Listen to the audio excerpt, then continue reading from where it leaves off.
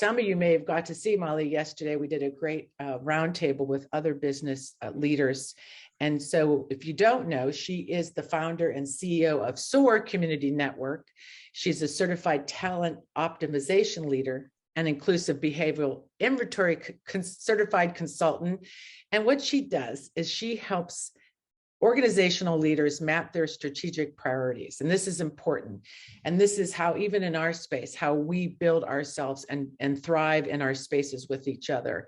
And it's all about building really good, cohesive teams. So this is also really important.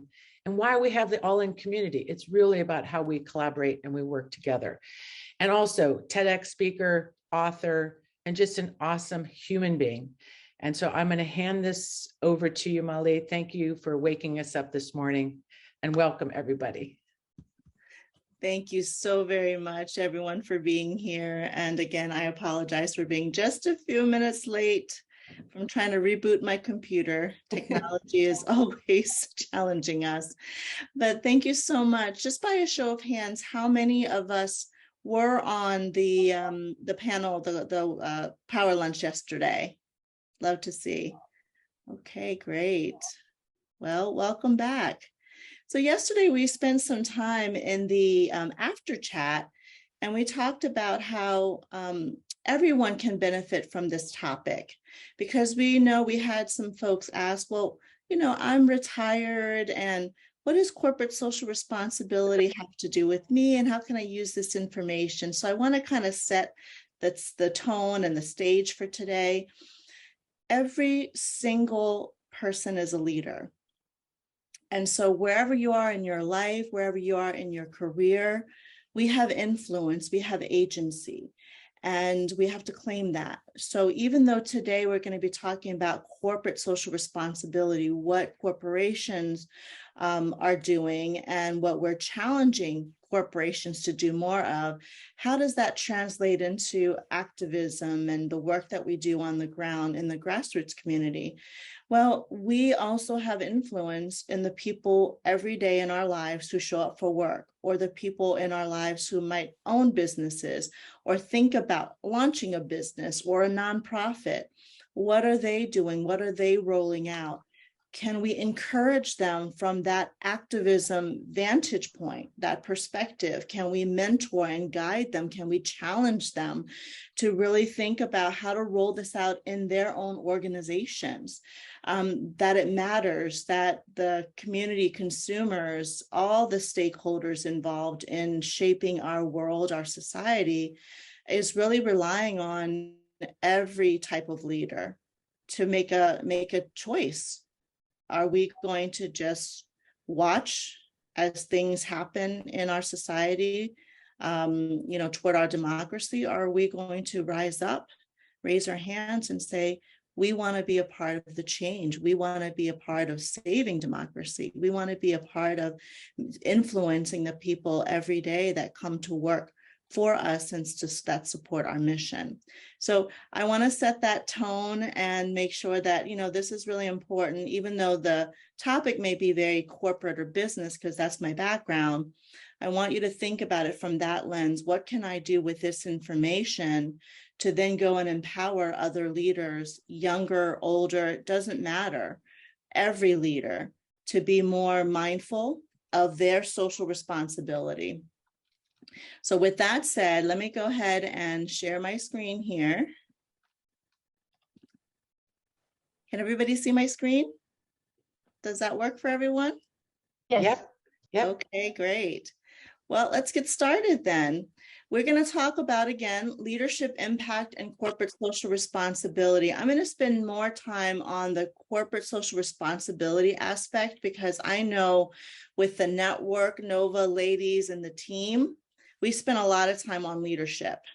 And so that doesn't mean that we don't talk about leadership. It just means that corporate social responsibility is our focus today, and how that shapes leadership is really the angle we're taking today, okay?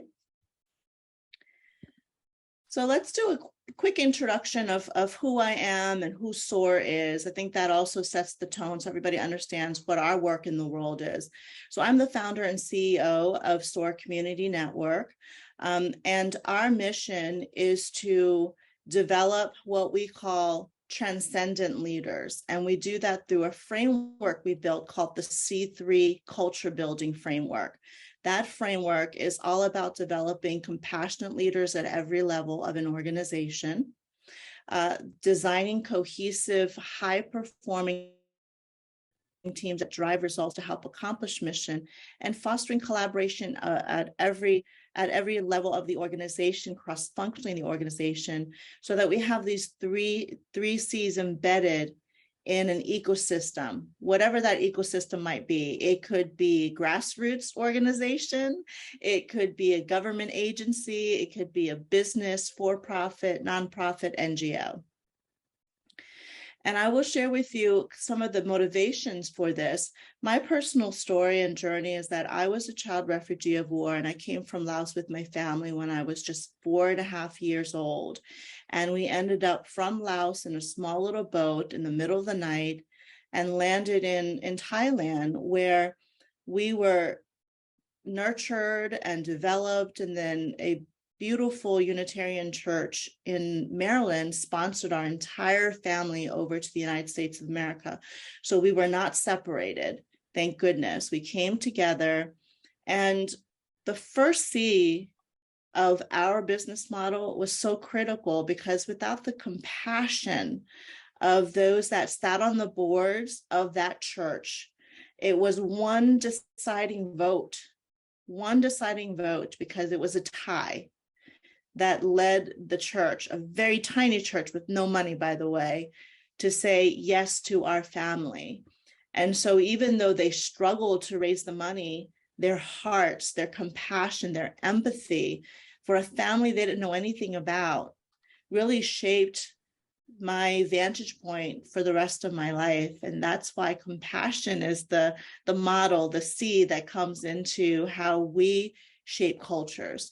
So the compassion of people and leaders in my life makes me want to be that type of leader for others. And that's the motivation behind it. So I thought that was kind of a very important anecdote as to my motivating why, and why everything that I do through my business is very personal. And this is what we want to challenge business leaders to think about. Can it be really personal for them? Can they do work that is profitable and yet is meaningful at that heart and soul level for themselves? Because if they can do that, then when they start rolling out things like what are their core values, or what is our focus with corporate social responsibility, then it's going to be more authentic to the true human that launched that business in the first place, right?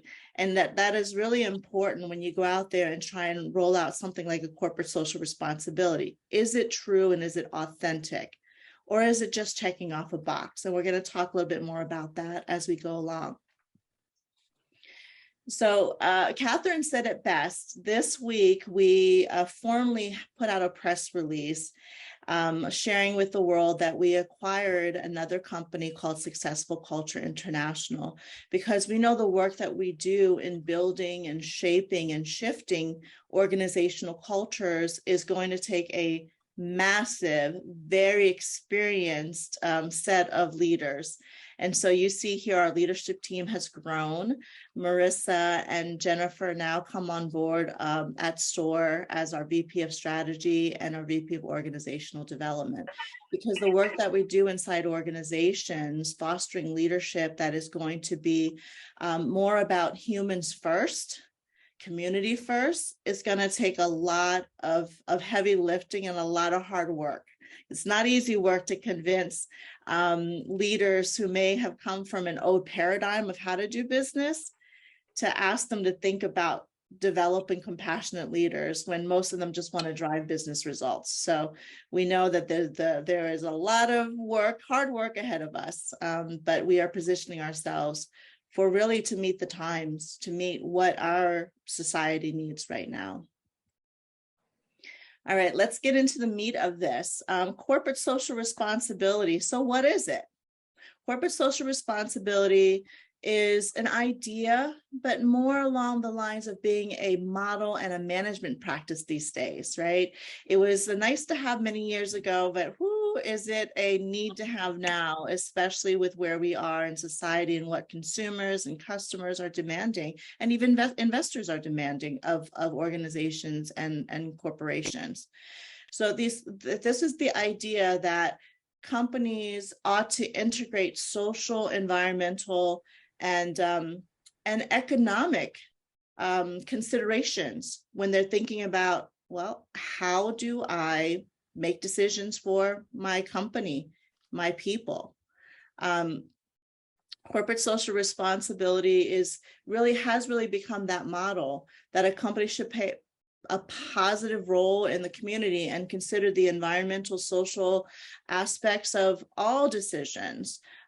Who they hire, how they roll out their core values, what we call operationalize their core values within the organization, how they message internally, and what they decide to make as their brand promise. This corporate social responsibility is closely linked to sustainability, creating economic, social, and environmental value. So the ESG that you see around a lot, what it stands for is environmental, social, and governance. It has a lot to do with sustainability as well. These three letters, they're much more than letters. They focus on the non-financial factors that companies, large and small, should consider in making these business decisions. Why is this important? So in recent years, there's been a shift from CSR to what people were calling like a social purpose, and many companies have really pivoted, majorly pivoted, I know that's not a word, into really making it a must-have. This is something that's built into everything that they do. A lot of organizations aren't there yet, but many are really making it a priority. CSR can involve a broad scope of approaches and initiatives, everything from sustainable practices to community involvement. And like I said before, customers are increasing their expectations through behaviors from companies. Companies have behaviors, right? We show it through our actions, what we roll out, our marketing campaigns. Where do we invest our time and our energy and our money? Who are we networking with? Who are we doing business with? So our consumers are savvy. And we also have the internet, and we also have things like Glassdoor, so they know what's going on inside companies as well. And they also have reviews that we didn't have 15, 20, 30 years ago when we were looking to see what others thought about a product or service. Although corporate giving and concern for employee welfare have existed for centuries, I would say, the concept of CSR did not fully take root until a few recent decades, I would say. Historically, companies have used CSR programs as a public relations tactic, because I know that we talked about this a little bit in the audience. Well, you know, some people are just checking off a box. Are they really doing it for the right reasons? Well, that's kind of what the marketing usage was when it first came out, you know, to shape that positive perception of their brands, these companies' brands. However, with the rise of consumer activism, socially responsible investing, companies have increased that philosophy and really, again, made it more of an essential business strategy. And I'd like to ask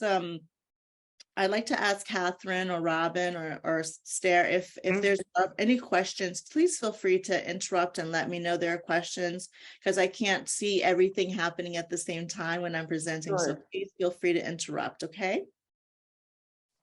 Yeah, I don't think this is a shy group. So I think you're getting us all thinking, Molly. So thank you. Go ahead. You're very welcome. Okay, so the earliest form of CSR, corporate social responsibility, surfaced when the American economist Howard Bowen coined this term. And the book that he wrote was called Social Responsibilities of the Businessman. It was in 1953. He described CSR as the obligation of businesses to pursue policies which are desirable in terms of the objectives and values of society. So 1953 was when this book came out. More recently, in 1991, Archie Carroll, who is an American author, but he also served on the faculty of Terry College of Business at the University of Georgia for over 40 years.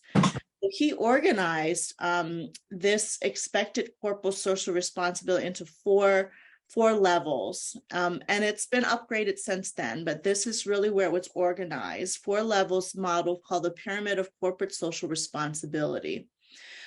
This is a commonly used framework, and it's made of different responsibilities, namely economic, legal, ethical, and philanthropic. So I'm going to go through them just briefly here.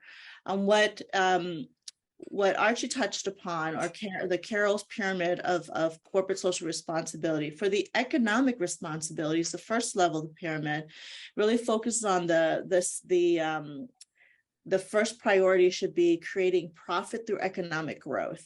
That was the original model there. Then it was the legal responsibilities. The second level of the pyramid, a company's responsibility to follow all laws, regulations, and compliances as they apply to its business operations. A business must adhere to the rules laid out by society if they wish to function as a business.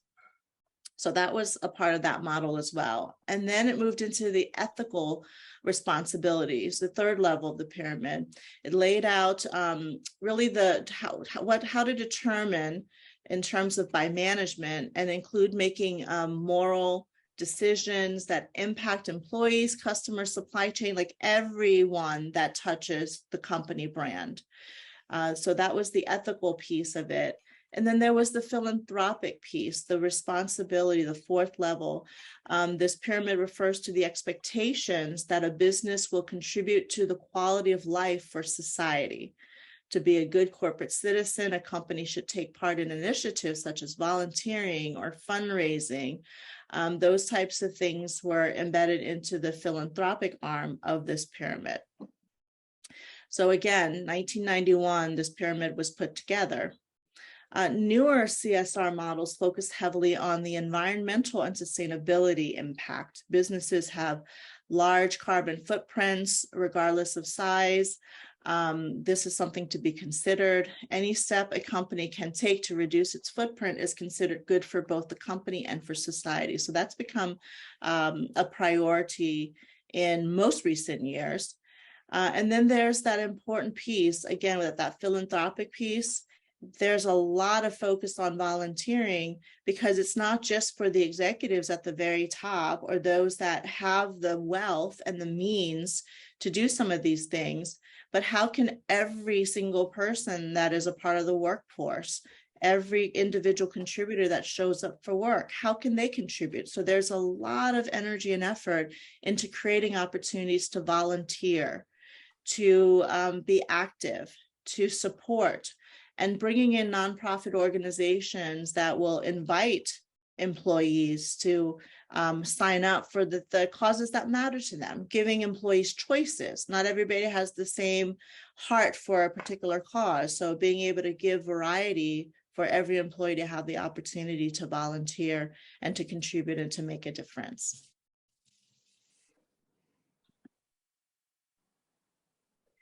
Examples of corporate social responsibility in action. These are some of the things I mentioned earlier, but this is a little bit more detailed. Reducing carbon footprints, which was mentioned earlier. Improving labor policies. Participating in and purchasing fair trade products. And that's really important. Investing in environmentally conscious businesses. And there are lists and places online that you can find a list of these types of companies. There are also companies that have now gone through the process of becoming what we call B corporations. And that requires them to commit to a certain level of investment of time, money, and resources into making sure that they are creating that social and community impact, and they get audited for that as well. So B corporations, and there's a list of B corporations on the internet you can find. So if you're ever wondering if I should go and work with this company or purchase this product, then that's important for you to know what those B corporations, who they are, so you can align that. And then there's the charitable global giving, where we're connected now, on a global scale. That's going to be really important for us. Community and virtual volunteering. The pandemic, right? Some of us couldn't go out and physically do some of these activities, but we were able to go online. And there were so many. I mean, I sit on several boards, and there were so many fundraising activities that we did online through the pandemic to make sure that these organizations still were supported. And we had a lot of fun, and we had to be really creative, but we made it work. And it was a good opportunity for employees and employers actually to encourage it, so that every Zoom meeting wasn't just about, okay, what's your quota? What do you need to do for the business? They also invited other organizations to come in so employees can take part in these things. So these are just some examples here. And I wanted to pause for a moment because I wanted this workshop to be quite interactive. So as you look at this list, I'm going to ask us, and since it's a really nice group here, but I would love for us to be able to discuss together, some types of corporate social responsibilities that either if you had a business or if you worked with the company in your corporate life, in your career, wherever it is, could be nonprofit as well. What were some of the programs that were rolled out? What were you involved in? What did you like and what did you not like?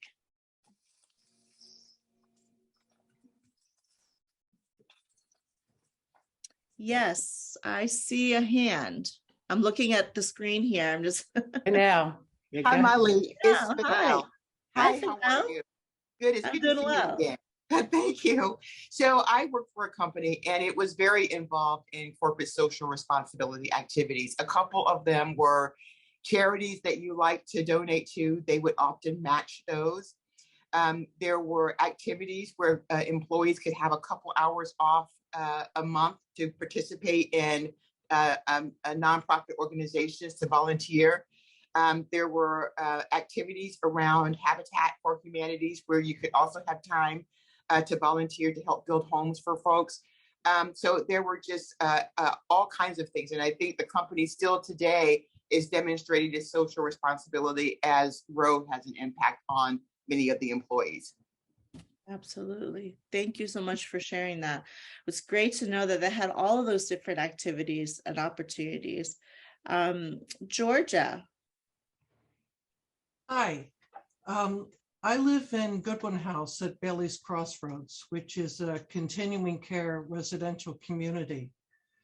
I have to say that I have a little bit of skepticism, and I'm not good in economics.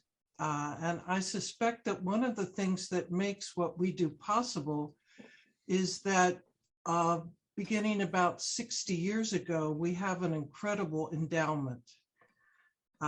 And what's that has enabled us to do? Well, for instance, my group began petitioning so that we pay for the citizenship process of our employees, because we have employees that come from about 63 different countries. It was very expensive before Trump, and it's now 3 times more expensive because of Trump than it was. We have opportunities for our staff to get education and get reimbursed for it. We have people that have come up from being a server at tables to being a certified nursing assistant. And I'm not sure where our current nurse practitioner started, but she started fairly low on the ring. The community takes a lot of responsibility in terms of helping out with other CCRCs that aren't as well endowed and providing things for it. So it's great to be a resident here. I got the sense that some of the lower staff are overworked. And I really do wonder if it's that cushion, that endowment we have that has made this possible. It's very interesting. Well, I think that I want to honor the fact that we all have to be a little skeptical of things that sound almost too good to be true. Sometimes we wonder if these companies and organizations and nonprofits and any type of group or institution, what the motivations are when they're rolling out these types of programs. And so that's the piece that it's important when we do our research, to make sure that people are really, truly committed to what they say they're doing around corporate social responsibility. And we can see that in all of their different policies, the way they roll out things beyond just what they put out on their commercials or on their website, is really making sure that we're asking what the impact is on the people who are directly involved or impacted by those organizations and their missions. So thank you for that, Yeah. Georgia. I see. Oh, go ahead. If I could just say, that's, I guess what I'm thinking about is, what's the check on it? What's the going back and finding out how the employees are really doing? For example, we do composting, we do recycling. We do a whole lot of things, but I just wonder whether or not these programs get rolled out with tremendous enthusiasm, and yet something is slipping in the process. It's a great point. These programs are not always rolled out successfully. I mean, there's got to be some checks and balances. There's got to be some ongoing, like you said, how do you check in? And a lot of successful companies do it in a way that they have ongoing focus groups, or they have committees that are a part of just maintaining and calibrating their programs, making sure that they send folks out into the community or talk to employees, rolling out assessments and surveys and interviews to make sure that over time, that these things are still important, that there might not necessarily be the same things that were rolled out are as important as it was before, because workforces change all the time. Social needs change all the time, and employees are impacted by that, and constituents of any organization are impacted by that. So it's not easy, Georgia, so that's the easiest answer, but it has to be an ongoing, everything around programs and initiatives, they are practices, they are this ongoing need to check in and to make sure that you're still on track to meet those goals, and how to constantly evolve it as well. Thank you. Karen, and then Bonnie, I see your hands are up. Hi, thank you. I'm retired now, but I worked for a very big corporation. Actually, it was Verizon, and they had most of the programs. Fanal mentioned the match, and they also had, if you volunteered more than, I think it was 50 hours, they would give wherever you volunteered like $500. And then on the, and then interesting thing they had was people who adopted, they would give $10,000 to help with the adoption and things like that. The only thing I didn't participate in was, the giving some of the salary to the PAC, because we didn't agree on political people to donate to. But overall, they would say that working on diversity and good social responsibility issues was good business too, and say that our customers are diverse and they care about these things. So it's not, they never said it was totally goodwill, they just said it right out, it was good for business. And but on the other hand, they would have us working strike duty to break up the union by working 12-hour days, 6 days a week, doing contract time and things like that. But yeah, I was just going to ask you, how did it make you feel though as an employee? Because it's one thing to offer the programs and to say that this is good for business, let's get everybody involved, and we'll incentivize you to do some of these goodwill things. But then it's also, well, how are they living their own core values when it comes to the internal folks and their people, their talent, their team? And so how did you feel overall? I mean, did you feel that there was misalignment in what they were saying they wanted to do, and then, you know, how they were rolling out and operationalizing those things? well, on some level, not at the highest levels, when you talk about diversity, a lot of diversity, middle management on down, not so much vice president and above. So you always saw that. I think there was only, like, while I was there twice, there was a woman in the top tier that reported to the president too. So, but actually, as a reporter before this, covering the telecom industry, they were better than most on diversity, because nobody was good at that time, you know. So yeah, and there's still not a lot of folks great at it, but we're trying. Thank you, Karen. Bonnie? I'm in a little different position. I worked for the federal government, specifically for the Government Accountability Office, which meant that I was under the Hatch Act, which meant no partisan political activities.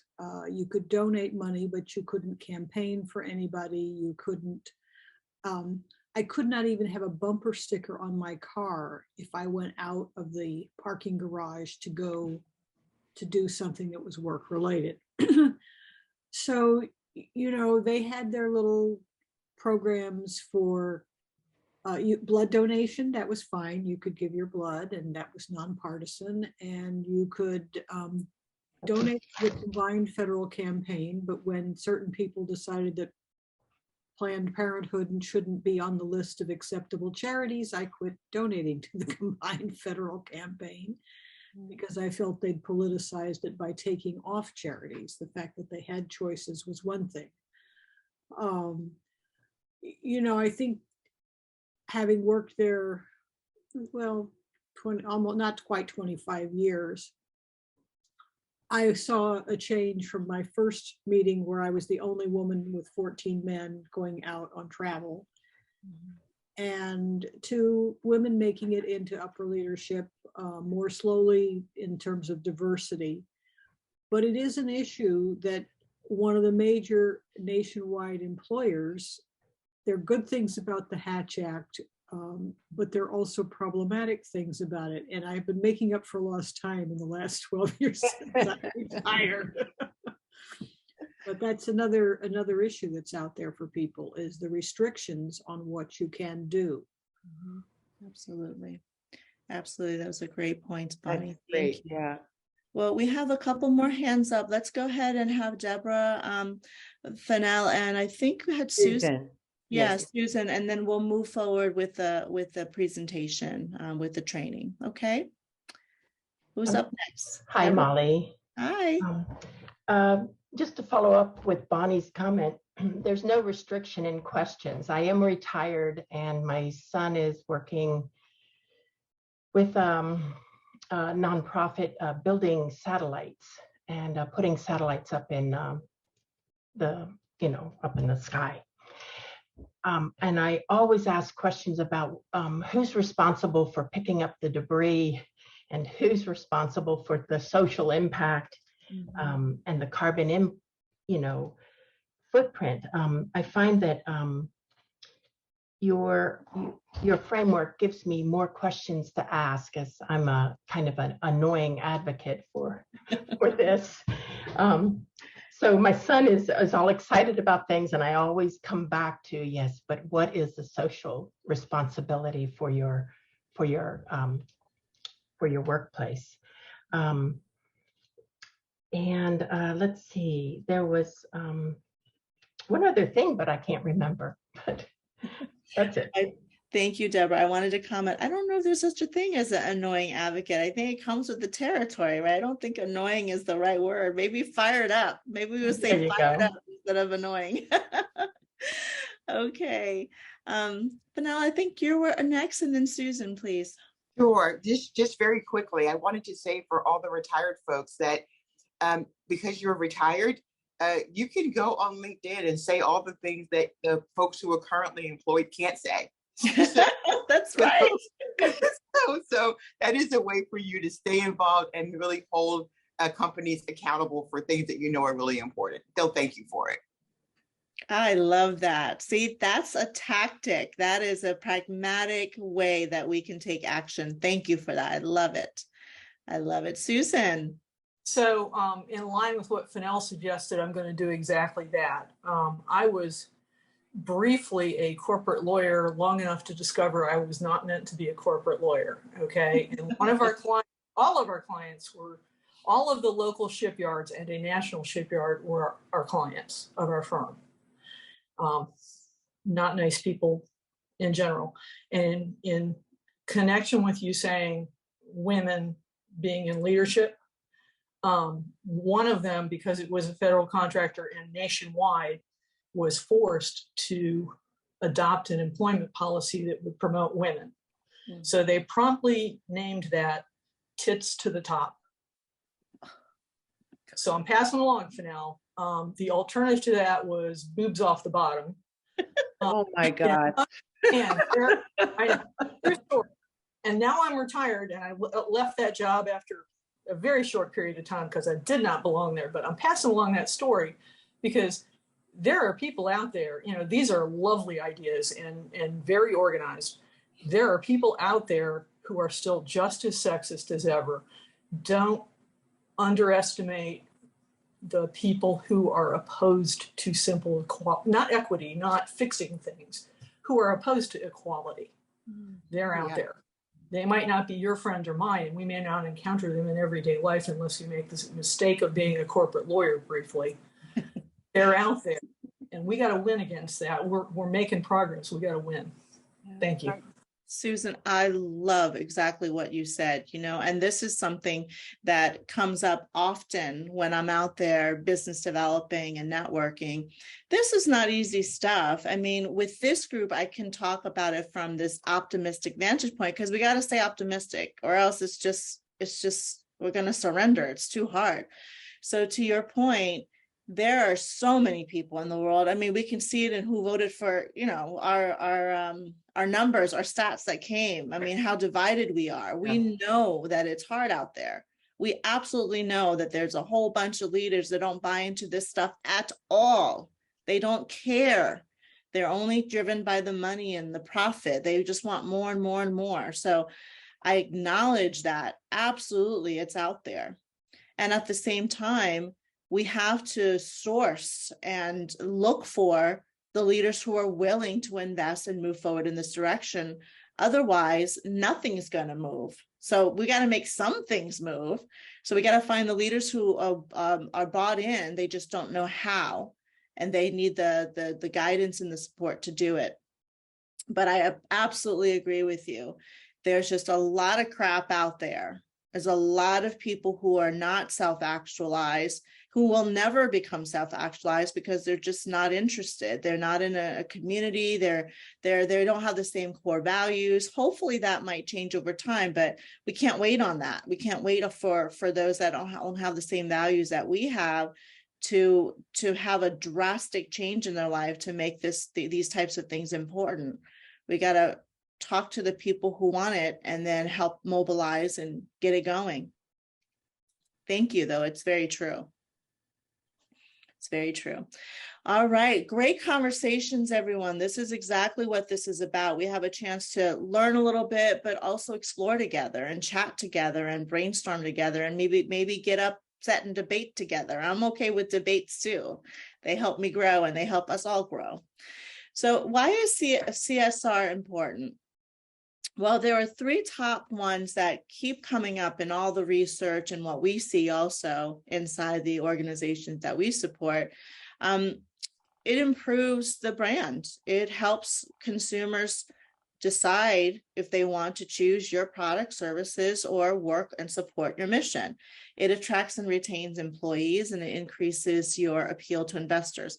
Now, I have to tell a funny story. Many years ago, I would say like it was less than 10 years ago even, I sat down with an investor, and he's a friend, and I said, what is it going to take for investors? How can we reach investors who are putting money to help these small businesses grow and expand?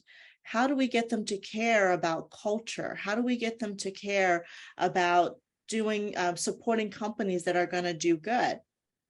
And at the time, he said, it's really hard because there's very few investors that really care about some of these softer skills to develop their people or get people to communicate more effectively. They're so focused on their return on investment. They're so focused on the ROI.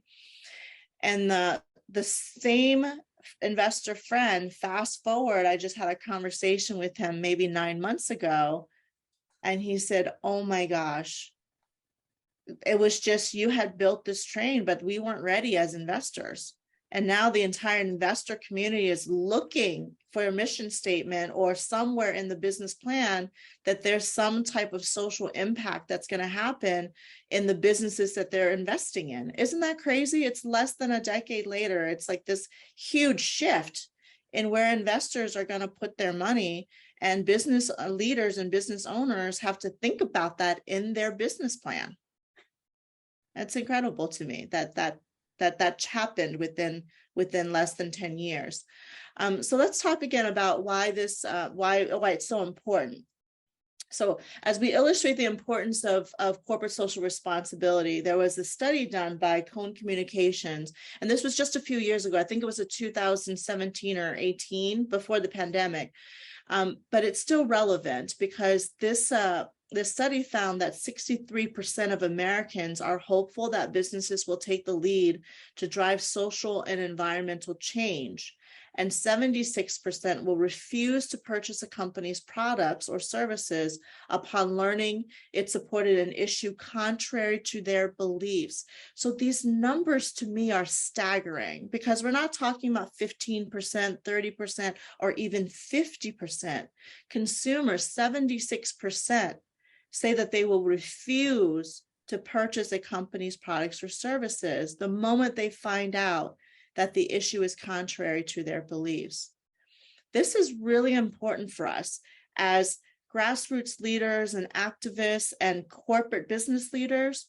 We need to know this data, because then we can start to plan out, how do we share with our consumers, our constituents, what companies and what leaders and what brands are not sharing our values. This is one way to make sure that we inform the public on where their money is going and inadvertently what they're supporting. There are many reasons, as I mentioned, for companies to embrace the practice. And so the first one is, to talk about this in a way that's it's palatable for business leaders. Is it really is about the customer, because that impacts the bottom line. It impacts the brand loyalty and the brand awareness. So we're going to move into that. So for one, it improves customers' perception of your brand if you are running a business, or if you're in an executive position, or if you're on the board. It impacts you as well, the organizations that you support. It's increasingly important for companies to have socially conscious images. To stand out among the competition, your company needs to prove to the public, and I'm talking directly to leaders out there and those on this call who can talk to those leaders out there, tell them it impacts your company's bottom line. We want you to be a force for good, because it's going to align very well with exponentially how successful you become in terms of monetarily. So this is really important. It's playing a critical role. We cannot underestimate the power of consumers and their activism and their desire to make sure that people, not only that they know that this is good for business or bad for bad for society, good for society or bad for society. They are talking about it on TikTok, on Instagram, on LinkedIn, on Facebook, and they're saying, I'm not buying from this company anymore. So the message gets out there, spreads exponentially around a company's brand. We've seen it. We've seen it in media when a company makes, or an employee of a company makes a bad choice, and that company suffers for it. Then we're going to talk about how it also attracts and retains employees. I'm going to share some numbers. According to Deloitte 2021, this is not that long ago, Millennial and Gen Z survey, the modern workforce prioritizes culture, diversity, and high impact over financial benefits. Culture, diversity, and high impact over financial benefits. An estimated 44% of millennials and 49% of Gen Zers rely on their personal ethics to determine the type of work and companies they join. If we have children or grandchildren entering the workforce, I know I'm not the only one hearing this. My nieces and nephews are telling me I'm not going to work for X, Y, and Z company because they believe in this, this, and this. I mean, by a show of hands, who is hearing this from their loved ones who are in the younger generation? Am I the only one who's hearing this? Because it's just, I certainly am hearing it. Like, I didn't have that choice when I was growing up. I was like, I gotta go get a job. I didn't think I had the choice. Let's put it that way, right? So the respondents of the Porter Novel Purpose Tracker also in 2021 report that this report goes even further, with 70% saying they wouldn't work for a company without a strong purpose. Without a strong purpose. So it's just as important for organizations to really redefine what their mission is. What is their mission? People are looking for it. Okay. We used to, many years ago, we used to spend a lot of time running retreats with executives to help them map their vision, mission, and values. You have no idea how many executive leaders turned us down. Why would we map our vision and mission?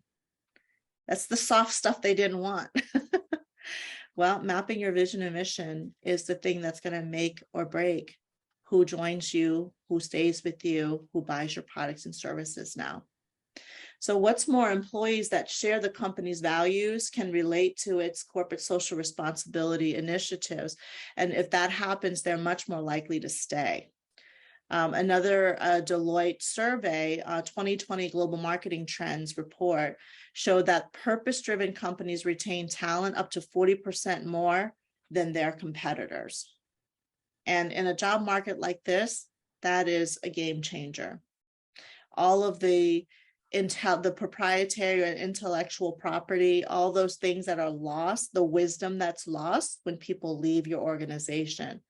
It's staggering to not consider this as a major business strategy. And then the third is attracts investors. By demonstrating a developed CSR program and initiatives, companies are bound to become more appealing to both current and future investors. So if companies are looking for investors, this is very important for them. There was a 2021 CECP Influential Investors Report.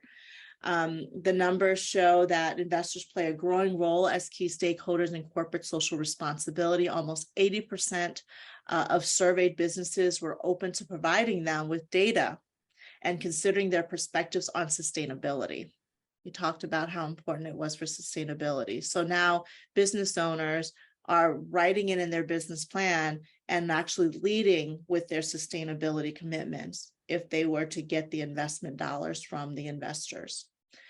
At the same time, the company that takes corporate social responsibility seriously signals to both investors and their partners that it's interested in long-term as well as short-term gain. And so it goes beyond just, making sure that you launch a business, right? Investors, are looking to make sure that you're thinking about impact as well. Any questions so far on these three components or these three items here that we talked about. Why is it so important? Yes, Melissa. Yes, good morning. Sorry I can't be on screen this morning, but this is very helpful. I did want to point out one other important thing about the soft skills, because I've run into this in every business environment I've been in just about. And it's that everybody kind of pushes those aside, considers them secondarily, and, considers them touchy-feely, but, they really are the backbone of building the relationships, whether it is building the relationships with your workforce or across silos or with your customers. And so by also getting corporate executives to focus on the need for building their relationship and relational soft skills, could that potentially help sell them even more on the need for going into the CSR type environment? Melissa, I should hire you to be my public relations person, because you hit it. I mean, the reason why we are so committed to going into organizations and developing compassionate leaders at every level, those are the fundamental attributes and skills that are required for every single person that shows up to work, from the C-level all the way down to a new hire that's starting as a brand new employee in the workplace. This is the struggle, and this is the desire for us at SOAR. If you don't have people who are willing to open their hearts and minds to be compassionate about others, then they're not going to align very well with corporate social responsibility goals and initiatives. So even if the leaders say, well, let's roll it out, but the employees aren't bought in, you're not going to have the same influence or transformation for the entire company culture. So that is absolutely right. We have to develop the humans first at that human level. We have to expand their way of thinking, their mindset, their desires to be a good citizen, that it matters, that it's important. I mean, we know that there are people who don't even think about these things. And, I have to make a point. We also, in this line of work, have to also show it with compassion ourselves, because there are just some people in the world that are not in the space of privilege to even have time to think about these things. They are hungry. They are scared. They don't have their basic needs met. So even having this conversation, we are all privileged to be in a position where we can influence those others who are privileged to even do these types of things. So we have to also be mindful that not every employee that comes to work really can be bought in right away, because again, their basic needs aren't met. So they're not even in a place and space. It's not a reality for them to focus on these things when they just need to feed their families. So we have to also be mindful of that. Yes, Bonnie. Well, both as a consumer and as an investor, I was interested, you mentioned a list of B corporations. Where do if you can drop later into the chat where that's found and what that is, that doesn't have to be right now, but I would be interested in that. And, as an investor, I've struggled, and I've sort of had to go, I'm not interested in researching stuff. It's not where I'm at. But I've had this long conversation with my broker. No guns, no war toys. I have a whole list of sort of gross social things, environmentally responsible, but it's not as refined as what you're talking about in terms of a B list. But again, if there's something that I can give him to kind of work from, because my interest has not been top dollar, it's been finding the right places. My husband does more research, and he does a lot of cutting edge pharma research, not big pharma companies, but ones that are really trying to do the basic research. That's great. I'd be happy to provide that. Catherine, Robin, and Stair, what I will do is I will, after the call, since you have a list of everyone who's registered, I'll send you links so that you don't have to go search for it. There's a list of conscious capitalist companies. They call it, they're looking for consumers to know that they are conscious. There's also that list of B corporations as well. So I will put those links in, and that way you can spend hours researching them and you can learn more about those companies. Thank you. Molly, could I just say hello? And what about those who aren't so socially conscious? We'd like to be able to avoid those. Oh, the list of not so, yes. So I was actually, I was compiling a list as well, and not just for our workshop today, but I have a series of other workshops coming up. I have a friend who teaches at GW, and she asked me to be a guest speaker, and she focuses on brands. Right. So brand identity for her students. These are MBA students. And we were actually talking about the brands that are not so socially conscious. And so I have a list of those as well through my research. So I'm happy to share that with you. And there are also brands who say they're socially conscious, but upon looking into it and really doing the investigation, they're not really aligned with what they're promising in terms of their corporate social responsibility goals. So there's a lot of information out there. It is easy to Google because we have so many people who care about these things that they're doing the research themselves and they're putting it out there. But I'll share the ones that I think are reliable and come from great sources, and that should help. Okay. Thank you. Karen, I'm going to come back to you. I see, is it Ginge? Yes, Ginge. My question is, how do I let these companies know that I am boycotting them? For instance, I don't buy Goya products, but Goya doesn't know that why I'm not, or even that I'm not. Yeah. With Toyota, I did write to my local Toyota dealer and tell him that he needs to realize that the corporate decisions have impacted me, and I will no longer buy Toyotas, and I will no longer bring my car to the dealership for servicing. So I'm letting the dealer know that it hurts him, and he needs to speak to corporate. Mm-hmm. But other than that, I don't know how to let these companies know that I'm boycotting them.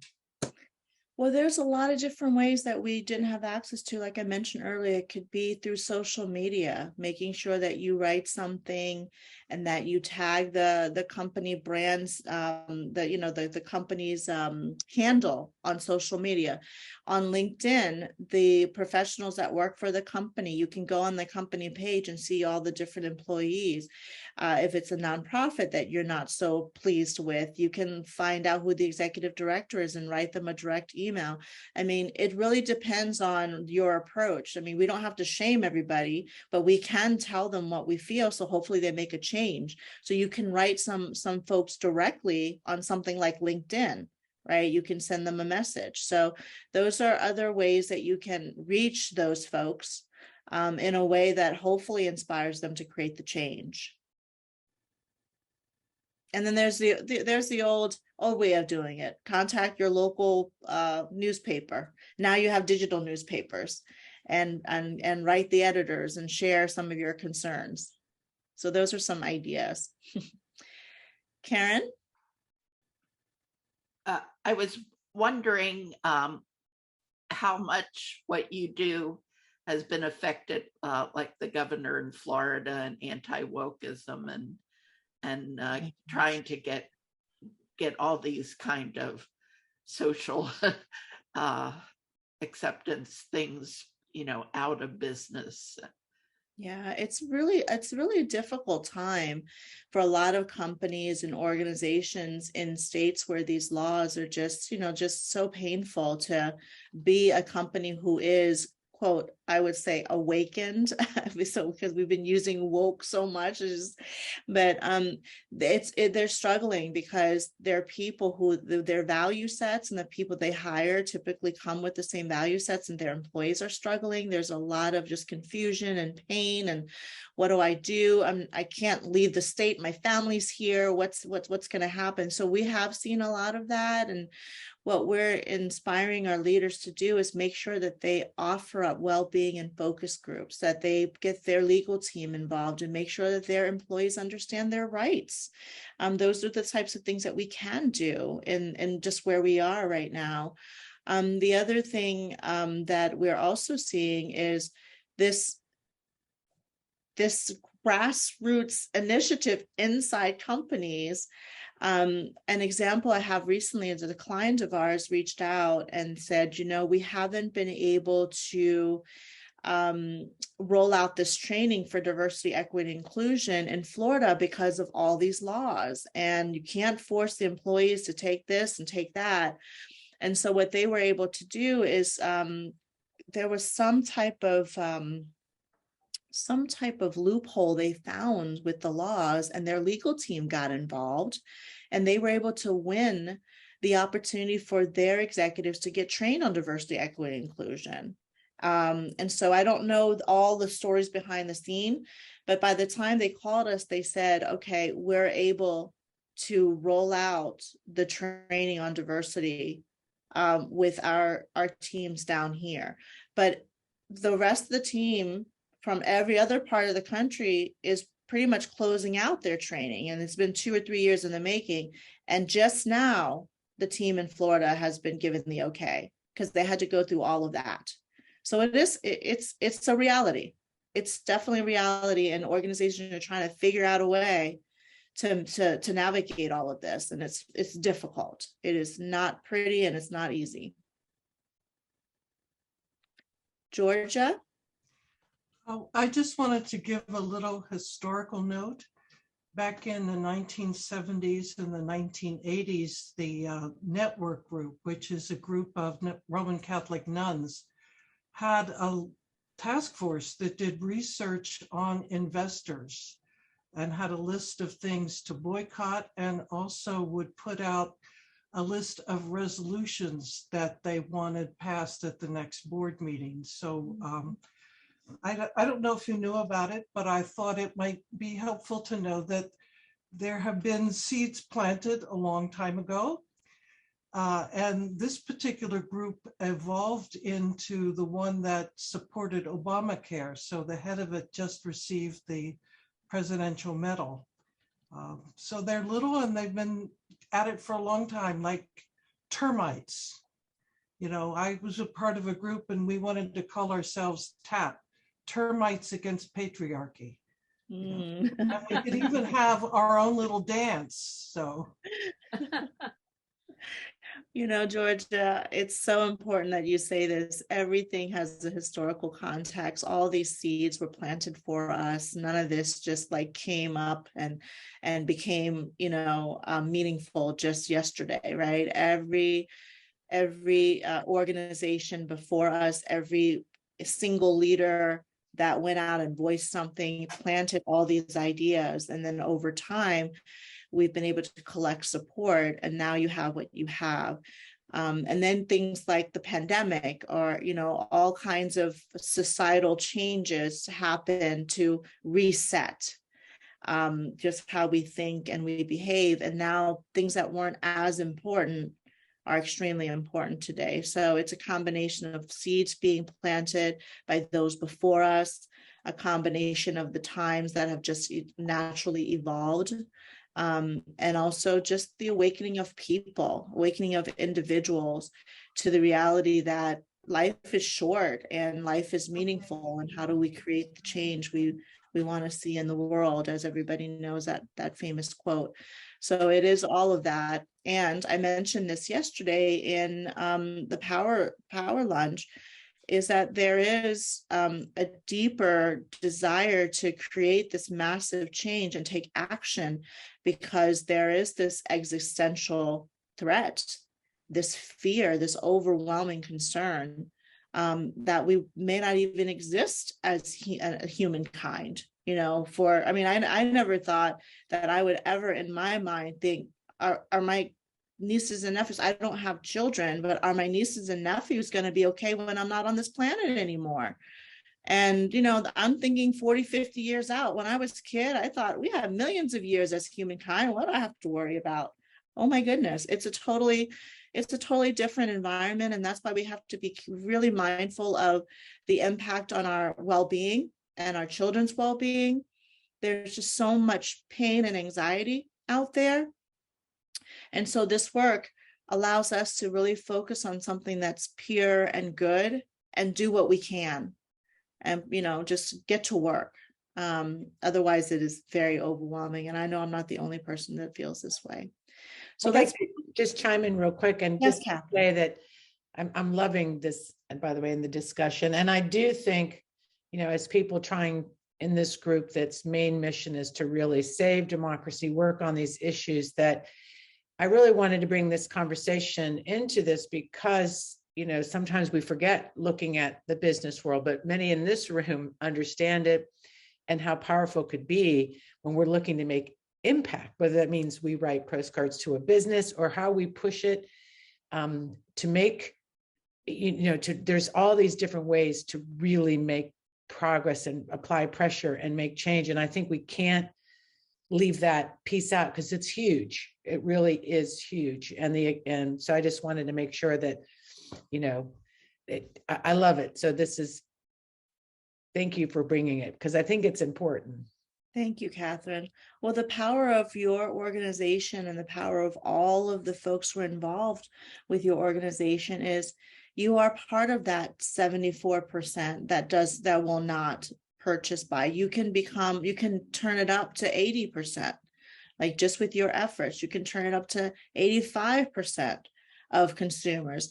Get to the consumers, right? Because if we get to the consumers, we're going to hit their pockets.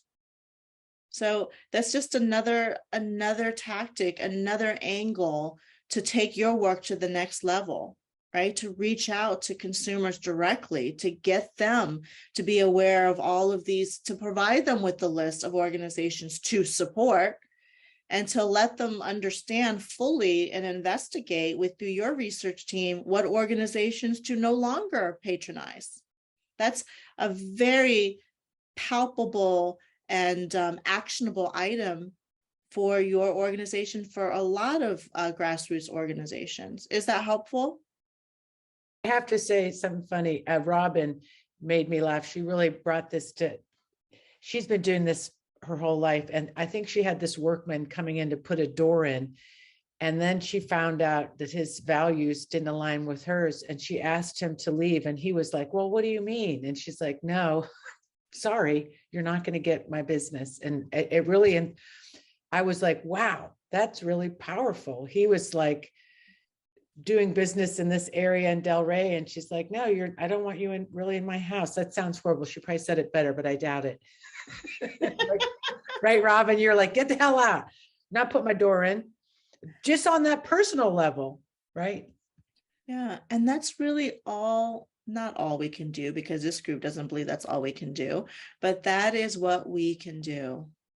We have to take it home with us. We have to take it to our neighbors. We have to take it to our community, and we've got to make the change happen at home and be the example. I think I saw another hand, but it went away. I didn't get a chance. It was mine. It's Fennell. I didn't want to overspeak, but to Robin's point, there was a big post in the paper maybe a year ago about the very same thing. A woman had someone come in to do a repair for her, and the person had a Confederate flag on his truck, and they asked him to leave, and it was all on the door video camera, and it was a really good conversation, but they asked him to leave. And so I do think it's important when I see a business that has something on their truck that's Confederate, and I'm thinking, well, where are they doing business, or who are they telling that they don't want to do business for? And I think that's really important. And you're also saying just the last thing that I just think is so important, and that is we're always looking for who these people are, but they're our people, they're our friends, they're our family, they're friends of our friends and family. And so if we just start there, then I think we're chucking away at the big opportunities that we have. Yeah, great. All great points. This is a fabulous conversation.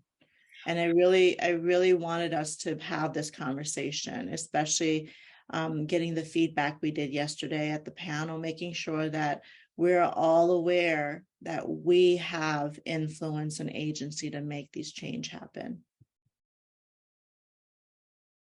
Okay. So we just have just a couple more slides before we close out and leave a little bit more time for some final thoughts and discussions here. Trends and action. So you're going to see a lot of some of these things repeat, but it's important to keep repeating them because this is not going away. It is not going away. Environmental, social, and governance, ESG. You're going to see that a lot. You're going to see that everywhere. We also have the United Nations. They put out their goals as well, and then a lot of organizations are mapping up to those goals, their sustainability goals. And so that is why you see a lot of companies saying that they are now rolling out ESG initiatives to make sure that they can help meet the goals on a global scale. We also see a lot of noise, and I think rightfully so, but we have to be careful with diversity, equity, inclusion, justice, belonging, and accessibility conversations, because a lot of people now, companies especially, some of them are going back to the traditional why as to why corporate social responsibility, and for them, it's a PR tactic. And so we have to be really careful that it's not just because they want to have their brand look good, but they really are rolling out initiatives that are going to include everyone, that will make sure that there's a sense of belonging for everyone, and that there's accessibility being considered, because for the longest time that has not been a priority. And we have a lot of people who have special abilities, who are incredible, who can contribute to the workplace, and we have to make sure that they have the equity, the accessibility, the belonging, and that they also have the justice piece as well, that we're rooting and fighting for their rights as well. So those are types of things that we have to consider. Ethical supply chain and packaging. Do we want to be ordering from places that don't have the best labor or following the best labor laws and regulations? And then purpose-led branding. You're going to see a lot of brands come out, and they're shifting. Many of them, to their credit, are investing and shifting their business model because they realize that the long term, they're going to be able to make the revenue and the profit grow. And in the short term, they may have to invest a lot of money to change even some of their internal systems and operations. Just the other day, I have an office space, and it was with a national company. And they were sharing the other day that their corporate folks came in and did an audit of the location. And they, took off a few points because of the amount of plastics that were still left. Because the pandemic, we had to get everybody to have single-use things because we were concerned about, right? And then now that things are starting to come back, they were saying, okay, well, once you use all these single-use stuff, we want you to go back to regular forks and knives so we can just wash them at night because of their sustainability goals.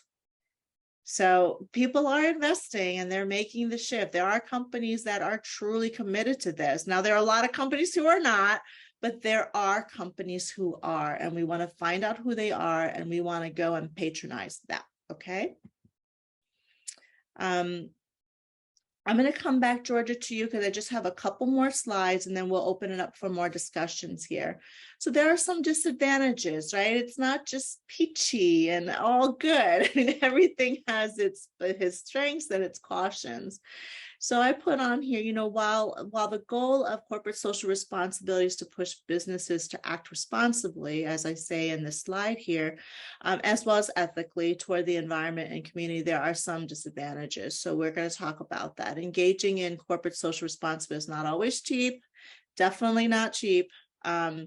And it can be expensive on restructuring. It can be time consuming to build out and roll out and take the time to do new strategies and plan that out and to hire the right people to execute, and then to also measure it. What tools are they using to measure it? Do they need to hiring outside auditors to come in and make sure, just to your point, Georgia, how do we, continue to make sure that these things are working over time? A poorly planned corporate social responsibility strategy that doesn't deliver what it says it's going to deliver can quickly become a failure and a business liability, because it's just too easy for messaging to go viral these days. The impact on a business's reputation can be detrimental, and the community will be quick to scrutinize that action, because the consumers, just like the employees now, we really do have the power, right? So secondly, not every organization, as I mentioned, is fully committed to implementing these initiatives. They may be checking off a box, they be wanting to make sure that their brand awareness goals or brand identity goals get expanded and their reach is stronger, but they're not fully committed. They're not putting their money where their mouths are or their messaging is, and they're definitely not investing in internal checks and balances to make sure that the initiatives are rolled out properly, effectively, and efficiently. And then the key elements for successful programs is one, which is really hard for a lot of people, but it's transparency. Not making sure that organizations are not exaggerating or hiring business practices that can cause even more distrust in businesses and business practices.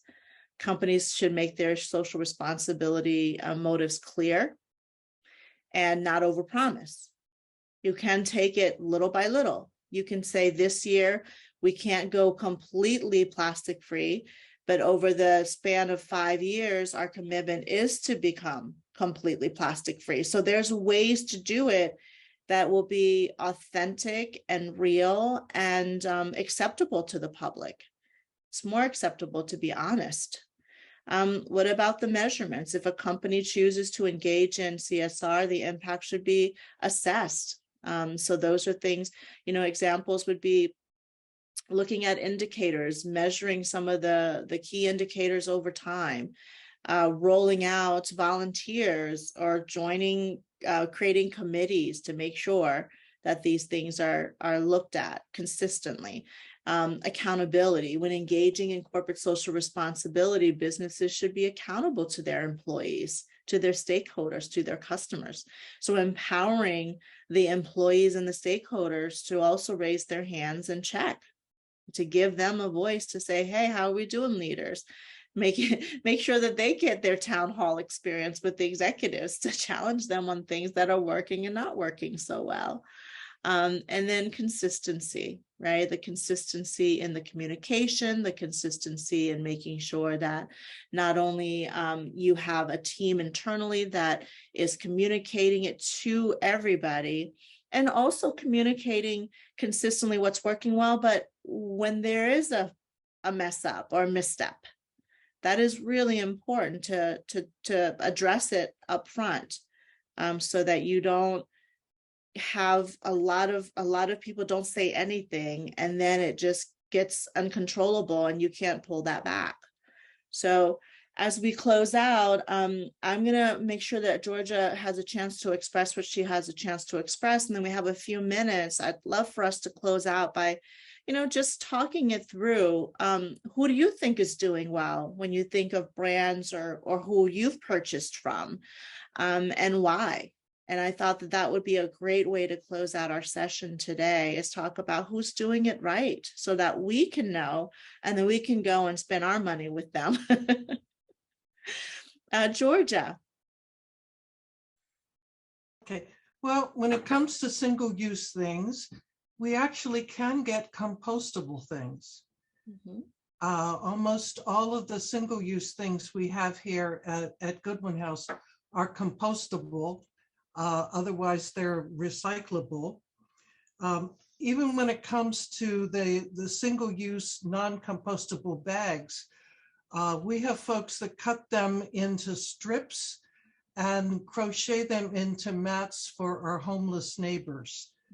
It takes about, I think they told me, like about 800 bags to crochet something that's about that thick but very light, that helps folks that need to sleep on the ground or something else that's uncomfortable. So there are interesting ways around these problems. Yes, absolutely.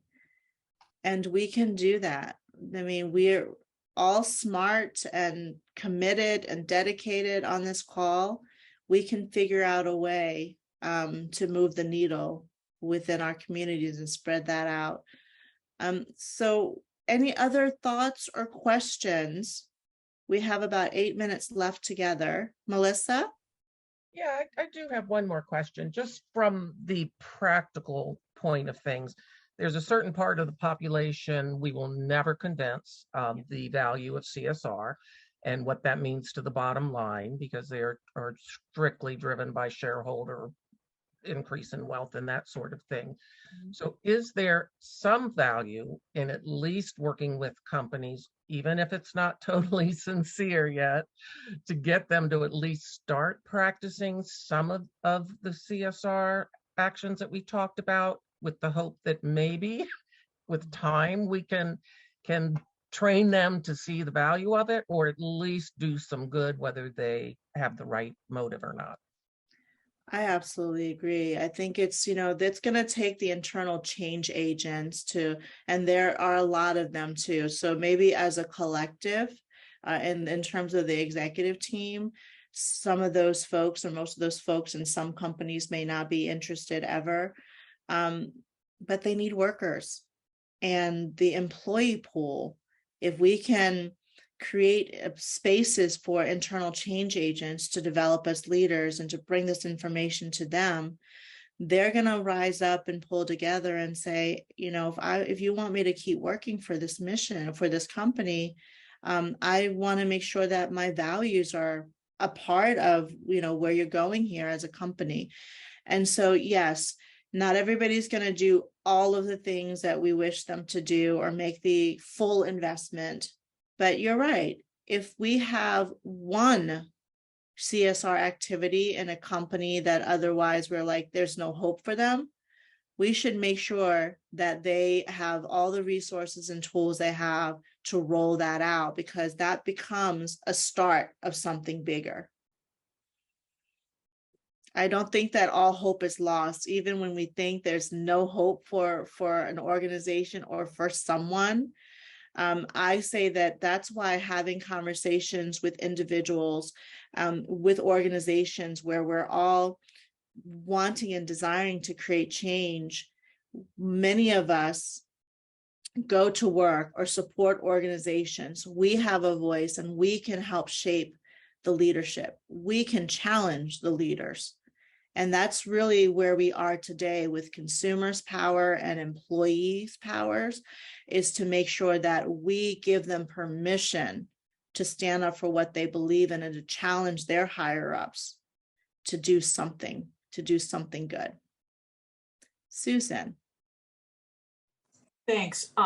You just said most of what I wanted to say. An example I would give is Disney, and I sure don't think that they have the best record over the many decades. I think of Dumbo. I'll be done seeing most everything when I see an elephant fly. But by pulling their tax exemption for that county in Florida, Rick DeSantis just solidified their commitment to better practices. They have no choice. And anybody that knows people in their 20s or 30s, this is the only place they want a vacation. They get the Disney Channel. They show the Disney Channel to their families. I don't think the right-wingers who started a fight with Disney in Florida, of all places, have any idea of what they've unleashed. So I don't claim they have perfect practices, but they are on a path where they really can't go backwards at this point. And then somebody else asked, what can retired people do as sort of a sub-theme of this? Carbon footprint. My thing is not necessarily environmentalism, but consumerism. I'm a cheapskate, okay? And that is a big part of my religion. We can lower gas prices.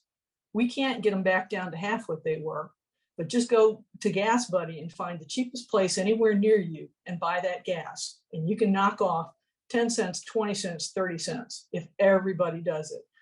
We have solar panels. We didn't pay a lot for them because we got them through Solar United Neighbors, which has co-ops that lower the price to about 25% of what the going rate seems to be.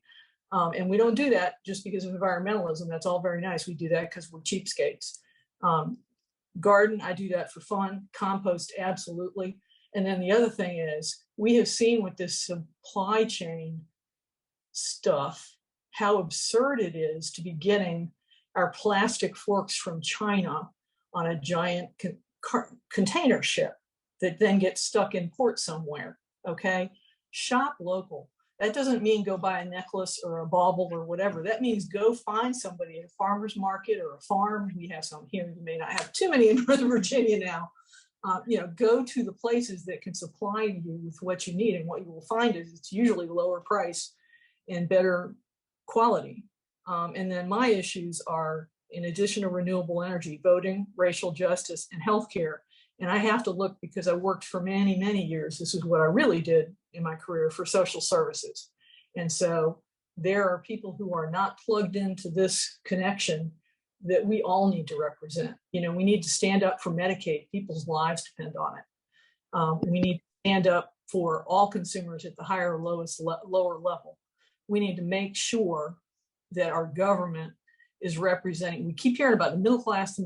That's nice. Our government needs to represent the poor. It needs to stop stepping on people. And that's it. Really, there's just so many examples of that we all see if we look. We just need to point ourselves in the right direction. And as a group, as a majority, we can have a huge influence. We need to make these institutions, governmental or corporations, answerable to us. I love it, Susan. Thank you so much. You so much wisdom in this group today. Catherine, I think you and your team has started something that we keep growing, because this is really valuable to have frank conversations and to also talk about the actionable items. What can we actually do? I mean, we can talk about these concepts and these models and theorize on them all day, but how are we actually going to create some shifts? And that is really taking ownership of what we can do every day to make changes that then can inspire others to also change their behaviors to align with where we need society to go. So, in closing to this powerful workshop, I'm grateful that everyone took their morning to be with me this morning. I left my email address. If you know any organizations that want to learn more about this or need help rolling out their either leadership development, so they can even be open to rolling out corporate social responsibility, please email me. I'd be happy to offer up a speaking opportunity at no charge, just to get in the door and start convincing these leaders that they have a responsibility. And how do we roll that into their organizational business strategy? So please let me know how I can support, or even nonprofits, if you know of nonprofits that need a little bit of help in guiding their leaders to do some good. I'd be happy to chat with them or do a workshop or something to support them. Okay. Oh, I love it. No, this has been great. Let's give Mali a hand and congratulations.